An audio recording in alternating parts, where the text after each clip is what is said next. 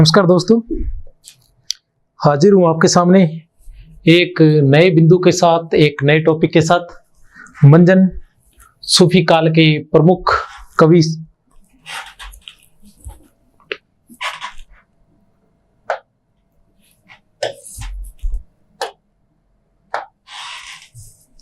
सूफी संप्रदाय।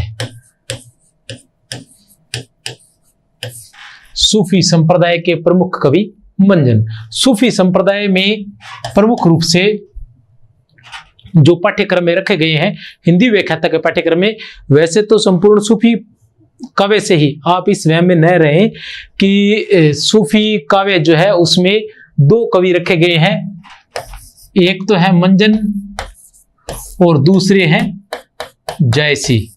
इनका नाम विशेष रूप से दिया गया है, तो आप इस वहम में न रहे कि इन्हीं दो से ही प्रश्न आएंगे, क्योंकि ये तो नाम दिए गए हैं कि इन कवियों को अच्छे से याद करना है। इसके अलावा सूफी काव्य तो पूरा है ही, तो सूफी काव्य तो अपने को पूरा करना ही करना है, लेकिन इन दोनों कवियों को इस तरह से करना है कि इन दोनों में से किसी भी प्रकार का कोई प्रश्न पूछ लिया जाए तो हम उसे आसानी से हल कर सकें। बाकी सभी कवि हमने करने हैं।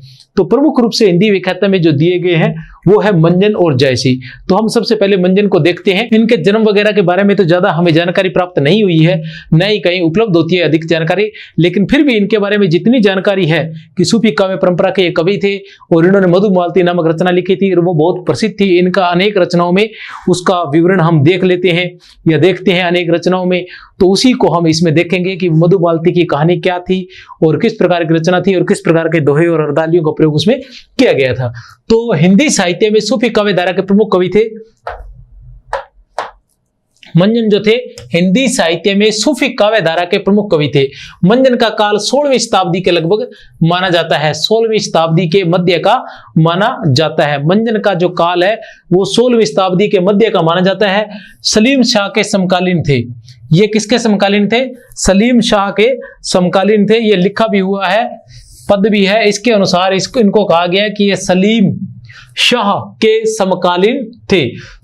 शाह है सलेम जगत चाती हारी। शाह है सलेम जगत चाती हारी। शाह सलेम जगत चाती हारी, अर्थात जो मंजन थे वो किसके समकालीन थे?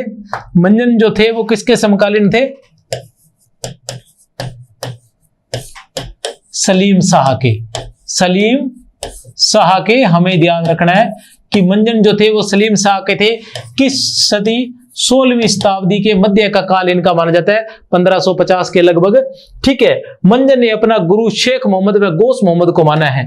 मंजन ने अपना गुरु किसको माना है? शेख मोहम्मद व गौस मोहम्मद। शेख व गौस मोहम्मद। मंजन ने अपना गुरु शेख मोहम्मद व गौस मोहम्मद को माना है। मंजन का निवास अनूपगढ़ी को माना जाता है। इनका निवास जो है अनूपगढ़ी को माना जाता है और इनका नाम था गुफ्तार मियां मंजन। मंजन का पूरा नाम बहुत कम जगह देखने को मिलता है। मंजन का पूरा नाम क्या था? बहुत ही कम जगह देखने को मिलता है। गुफ्तार मियां मंजन। क्या था? गुफ्तार मियां मंजन। गुफ्तार मियां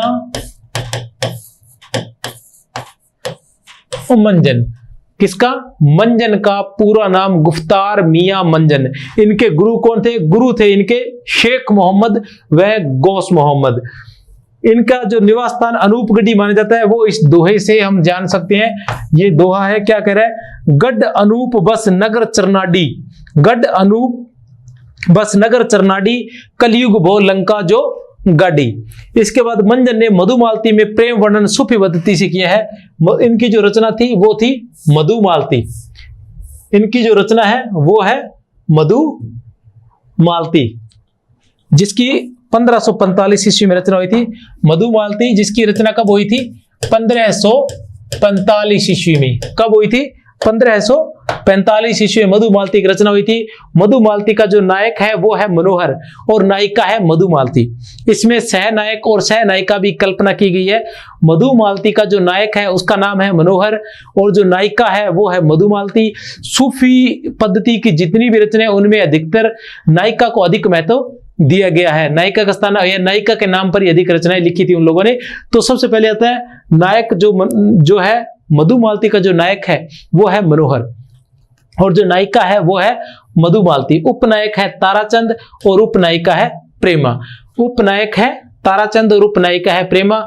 मधुमालती की रचना 1545 ईस्वी के लगभग मानी जाती है। मंजन ने मधुमालती के प्रारंभ में 4 प्रथम खलीफाओं अबू बकर, उमर, उस्मान और अली की वंदना की है। 4 प्रथम खलीफाओं, इनके बारे में हमें अच्छे से जानकारी होनी चाहिए। आज तक तो हम मंजन के बारे में इतना नहीं पढ़ने की हमें आवश्यकता रही, हमने मधुमालती के बारे में ही पढ़ा है जितना भी पढ़ा है कि उसकी भाषा कौन थी। मधुमालती की भाषा अवधी थी।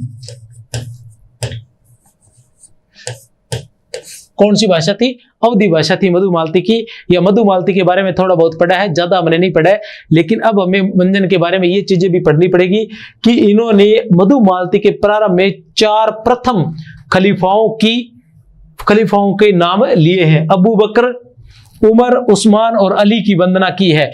अबू बकर, उमर, उस्मान और अली की वंदना की है। अवधी भाषा तथा दोहा चौपाई का प्रयोग किया है। इन्होंने दोहा चौपाई का प्रयोग किया है। किसमें? मधुमालती में दोहा चौपाई का प्रयोग किया है। ठीक है, आगे देखते हैं। 5 अर्दालियों के बाद एक दोहे का क्रम रखा है। किसने? मधुमालती में मंजन ने 5 अर्दालियों के बाद एक दोहे का क्रम रखा है। कितनी अर्दालियों के बाद? 5 अर्दालियों के बाद इन्होंने एक दोहे का क्रम रखा है। दक्षिण के शायर नुसरती ने मधुमालती के आधार पर दक्षिणी उर्दू में 1643 ईस्वी में गुलशन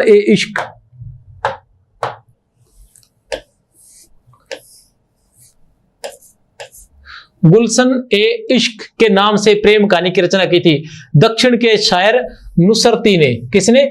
नुसरती ने मधुमालती के आधार पर दक्षिणी उर्दू में 1643 में मधुमालती की रचना कब हुई थी? 1545 में। इसके लगभग 100 वर्ष बाद मधुमालती की रचना कब हुई थी? 1545 में। इसके लगभग 100 वर्ष बाद किसने? नुसरती ने। किसने? नुसरती ने। दक्षिण के नुसरती ने किसमें? दक्षिणी उर्दू में मधुमालती के आधार पर एक रचना की थी, गुलशन ए इश्क की रचना इन्होंने की थी। किसने? नुसरती ने 1643 ईस्वी में। किसके आधार पर? मधुमालती के आधार पर, दक्षिण में। फिर कान्नेसर नगर के राजा। अब अपने देखते हैं कहानी, जो कहानी है किसकी? मधुमालती की कहानी। मधुमालती की कहानी है, वो कहानी क्या है? कन्नेसर के राजा। मैं कुछ एक बिंदु बताना चाहूंगा। कन्नेसर नगर के राजा सूरजबान, कन्नेसर नगर के राजा सूरजबान और उनका पुत्र था मनोहर। क्या था?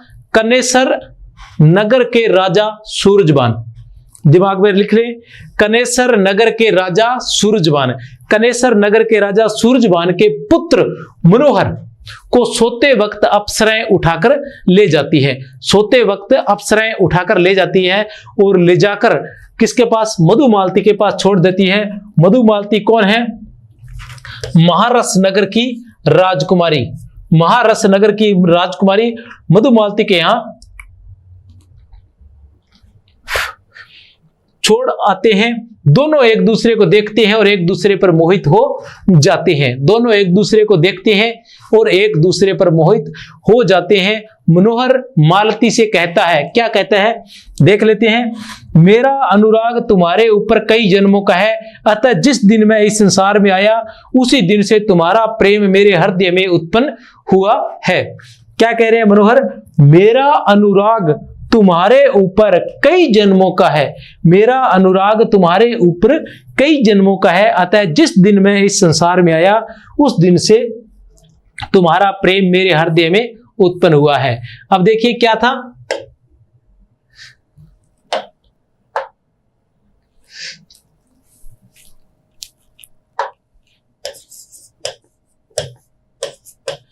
कन्नेसर नगर के राजा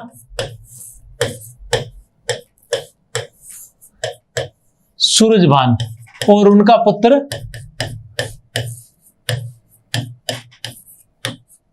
मनोहर, ये है नायक। कन्नेसर नगर का राजा सूरजभान और उसका पुत्र मनोहर, ये है नायक। और महारस नगर की राजकुमारी कौन है? मधुमालती।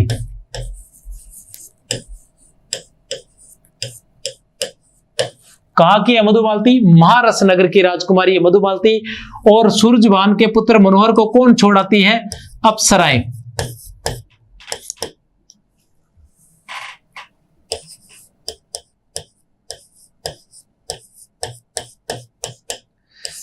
दोनों एक दूसरे को देखकर मोहित हो जाते हैं। आगे देखते हैं।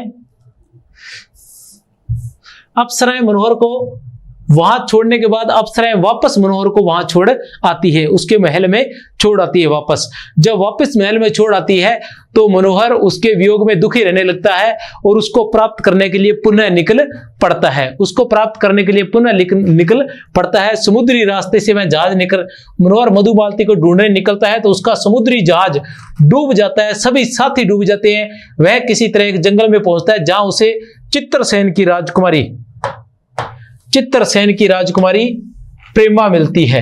चित्रसेन की राजकुमारी जो उपनायिका है, चित्रसेन की राजकुमारी प्रेमा। अब हमारे पास दो हो गए, एक कनेसर नगर का कौन था राजकुमार? मनोहर। और महारस की राजकुमारी थी नायिका प्रेमा मधुमालती। और ये है चित्रसेन नगर की राजकुमारी प्रेमा मिलती है। उधर मधुमालती की मां उसे पक्षी बनाकर उड़ा देती है। मधुमालती की मां जो है उसे पक्षी बनाकर उड़ा देती है। वह जंगलों में उड़ रही होती है। उसके बाद उसे वहां मिलता है ताराचंद। ताराचंद उसे मनोहर के समान लगता है। जब वह उड़ते हुए दूसरी जगह जंगल में ताराचंद को देखती है तो ताराचंद उसे मनोहर के समान लगता है, तो वह ताराचंद के पास आ जाती है। और ताराचंद को वह पक्षी के रूप में मधुमालती बहुत अधिक सुंदर लगती है, तो वह उसे अपने पिंजरे में बंद कर लेता है। लेकिन जब पिंजरे में वह अपनी सारी कथा ताराचंद को सुनाती है तो वह उसे मिलाने का प्रयास करता है मनोहर से। तब ताराचंद और प्रेमा के प्रयास से मनोहर और उन दोनों का मिलन होता है।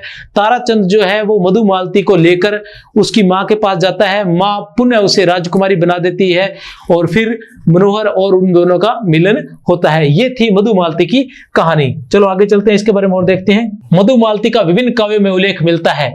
मधुमालती का जो है वो विभिन्न काव्यों में उल्लेख मिलता है। एक तो मिलता है पद्मावत में। किसमें मिलता है? पद्मावत में। जायशीकृत पद्मावत में इसका उल्लेख मिलता है। देखते हैं पद्मावत में कैसे उल्लेख मिलता है। ये पद दिया गया है, ये पद जो है ये पद्मावत से लिया गया है, जायशीकृत पद्मावत से लिया गया है, जिसमें मधुमालती का उल्लेख है। अभी देखते हैं कैसे है मधुमालती का उल्लेख। ये पूरा दुआ दे सकते हैं। विक्रम दशा प्रेम के 12 सपनावती कह गयो पतारा। ये हमें ये भी याद दिलाएगा कि यह किसका है? जायशी का है। किससे लिए गए? पद्मावत से लिए गए है। विक्रम दशा प्रेम के 12 सपनावती कह गयो पतारा। मधु पाछ मुग्धावती लागी गगनपुर होईगा बैरागी। मुग्धावती हो गया और ये सपनावती मुग्धावती। राजकुमार कंचनपुर गयु मृगावती कह जोगी भयु। ये मृगावती का नाम भी आ गया, यहां मुग्धावती का नाम भी आया है। ठीक है। सादे कुंवर खंडावत जोगु मधुमालती कर, यहां मधुमालती का नाम भी आया। किन्नय वियोगु प्रेमावती कह, यहां प्रेमावती का नाम भी आया। प्रेमावती कह सुरबर सादा उषा लागी अनिरुद्ध। ये उषा अनिरुद्ध का भी यहां नाम आया है। कहने से तात्पर्य कि पद्मावत में अनेक रचनाओं के साथ मधुमालती का उल्लेख भी मिलता है। इससे हमें यह होता है कि मधुमालती की रचना भी इससे पहले हो चुकी थी। पद्मावत से पहले मधुमालती की रचना हो चुकी थी। तो देखते हैं क्या है। विक्रम दशा प्रेम के 12 सपनावती कह गयु पतारा। मधुपाछ मुग्धावती गगनपुर होईगा बैरागी। राजकुंवर कंचनपुर गयु मृगावती कह जोगी भयु। सादे कुंवर खंडावत जोगु मधुमालती कर किन्नय वियोगु। प्रेमावती कह सुरबर सादा उषा लागी अनिरुद्ध बरबांदा। इसमें कौन कौन सी रचनाओं के नाम मान सकते हैं? एक सपनावती रचना का नाम मान सकते हैं, मुग्धावती हो गया, मृगावती हो गया, मधुमालती, प्रेमावती और उषा अनिरुद्ध। ये रचनाओं के नाम आए पद्मावत में। हमारे लिए यह महत्वपूर्ण है मधुमालती। फिर देखते हैं उस्मानकृत चित्रावली में भी मधुमालती का उल्लेख मिलता है। क्या है? मधुमालती होई रूप देखावा, प्रेम मनोहर होई तह आवा। मधुमालती होई रूप देखावा, प्रेम मनोहर होई तह आवा। मधुमालती होई रूप दिखावा, प्रेम मनोहर होई तह आवा। याद रख लेना थोड़ा सा दिमाग में। बनारसी दास की आत्मकथा अर्धकथानक में भी, बनारसी दास की आत्मकथा अर्धकथानक में भी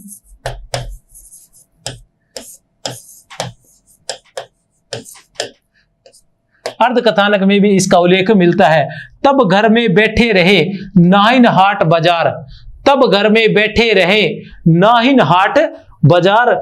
मधुमालती मृगावती पोथी दो है उच्चार, मधुमालती मृगावती पोथी दो है उच्चार। किसका? बनारसी दास चतुर्वेदी ने अपनी आत्मकथा अर्धकथानक में मधुमालती और मृगावती का उल्लेख करते हुए लिखा है। किसका? मधुमालती और मृगावती का। किसमें? अपनी आत्मकथा अर्धकथानक में। तो किस किस में आया है? मधुमालती का जो उल्लेख है हमें याद रखना है। किस किस में आया मधुमालती का उल्लेख? एक तो है पद्मावत में, पद्मावत में मधुमालती का उल्लेख है। दूसरा है चित्रावली में, और तीसरा है अर्धकथानक में। तीसरा है अर्धकथानक में। इनमें मधुमालती का उल्लेख मिलता है। तो हम कह सकते हैं कि किस सूफी कवि ने मधुमालती का मतलब मधुमालती का जिक्र किया है? तो हम पूछ सकते हैं जायसी, ठीक है ना, या फिर उस्मान, जायसी या उस्मान।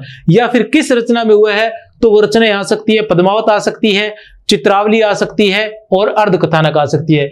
पद्मावत जो जायसी कृत प्रबंध काव्य माना जा सकता है, चित्रावली उस्मान कृत है, और अर्धकथानक बनारसी दास चतुर्वेदी की वो है आत्मकथा है मधुमालती की। मधुमालती की कुछ पंक्तियां हैं। देखते ही पहचानियो तो ही एही रूप जही छंद्रयो मोही, देखते ही पहचानियो तो ही एही रूप जही छंद्रयो मोही। एही रूप बुत आही छपाना, एही रूप बुत आही छपाना, अही रूप रब सृष्टि समाना, अही रूप रब सृष्टि समाना। एही रूप शक्ति ओ सियु, एही रूप शक्ति ओ सियु, एही रूप त्रिभुवन कर जीव, एही प्रगटे बहु भेसा, एही रूप जग रंक नरेसा। मतलब जो ये पंक्तियां मनोहर की है, जो उन्होंने किसके लिए कही है? क्योंकि यहाँ आत्मा परमात्मा की रहती थी। इसमें क्या रहता था कि जो स्त्री है उसको परमात्मा माना गया है, और जो पुरुष है उसको आत्मा माना गया है। समझ रहे हैं ना? जो पुरुष है उसको आत्मा माना गया है कि वो, उसकी जो आत्मा है वो परमात्मा के मिलन के लिए भटकती रहती है।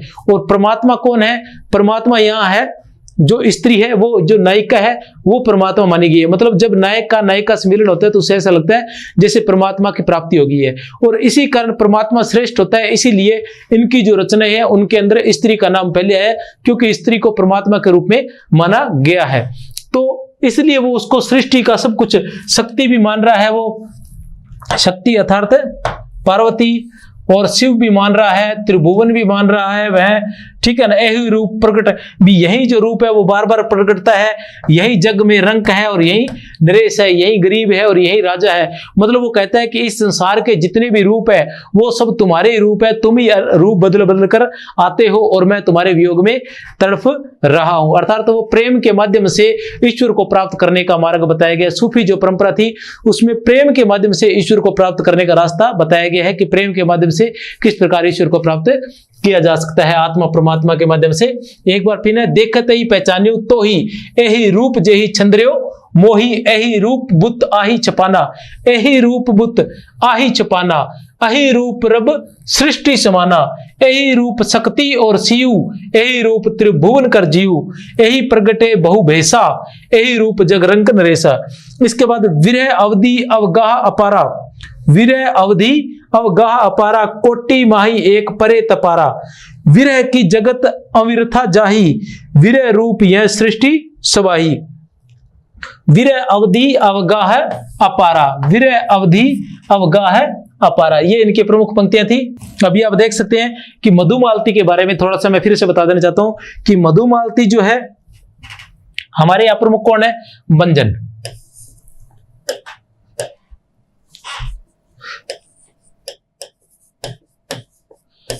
मंजन की किस रचना का वर्णन है? मधुमालती का। किसका है? मधुमालती का। मधुमालती की रचना कब हुई थी? 1945 ईस्वी में। मधुमालती की रचना कब हुई थी? 1945 ईस्वी में। मधुमालती की भाषा क्या है? अवधी है। मधुमालती की भाषा क्या है? अवधी है। मधुमालती की मंजन ने कब की थी रचना? मधुमालती की 1945 ईस्वी में। इसी की भाषा क्या है? अवधी है। और इसमें क्रम क्या रखा गया है? इसमें क्रम रखा गया है, दोहा चौपाई शैली का प्रयोग हुआ है। किसका प्रयोग हुआ है? दोहा चौपाई शैली का। और 5 अर्दालियों के बाद एक दोहे का क्रम रखा गया है। 5 अर्दालियों के बाद एक दोहे का क्रम इसमें रखा गया है। किस शैली का प्रयोग हुआ है? दोहा चौपाई शैली का प्रयोग हुआ है। किसका प्रयोग हुआ है? दोहा चौपाई शैली का इसमें प्रयोग किया गया है। किसमें? मधुमालती कृत मंजन कृत मधुमालती में दोहा चौपाई शैली, 5 अर्दालियों के बाद एक दोहे का क्रम रखा गया है। अब आते हैं इसकी कहानी के बारे में। इसकी कहानी क्या है? कहानी बता देता हूं मैं। कहानी है इसकी, नायक जो है वो तो है मनोहर और नायिका है मधुमालती। नायक जो है वो है कनेसर नगर के राजा सूरजभान का पुत्र। कनेसर नगर के राजा सूरजभान का पुत्र। और मधुमालती जो है वो महारस की राजकुमारी है। मधुमालती जो है वो महारस की राजकुमारी है। फिर जो उपनायक है, उपनायक है इसमें ताराचंद। उपनायक कौन है? ताराचंद है। और उपनायिका है प्रेमा, जो चंद्रसेन